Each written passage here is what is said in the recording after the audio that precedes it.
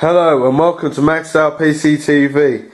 This is stage 3 of how far I've got on my build on the Nexus 810 switch chassis case. As you can see I've got tubing and blue sleeving around inside the case, all fitted up to the front bay as well, which I'll be showing you in a sec. I've also got the solid state hard drive screwed to the back of the case, the little reservoir and pump connected, but I'm not too sure where I want to put the pump and the reservoir at the moment for that.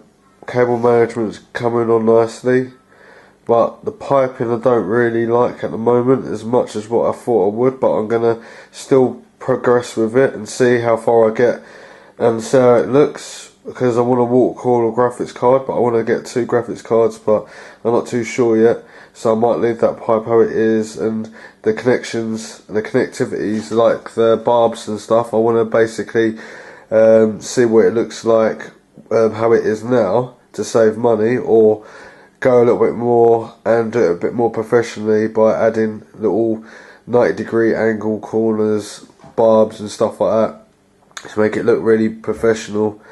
At the moment I think it's just like mediocre, but it looks alright. I just need to get this going really so I can start rendering these videos a lot quicker. I've got it connected to the tubing of my radiator at the top there, which has got 2 fans by Corsair, 120 SP static fans, and it's also in a push-pull configuration, but I still don't know what it's going to be like until I've actually filled it up with liquid.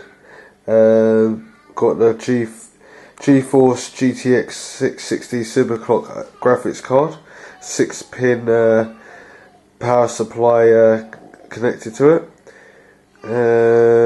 What else have we got? Yeah, basically that's how far I've got at the moment. If you like my videos, please subscribe, and thanks for watching.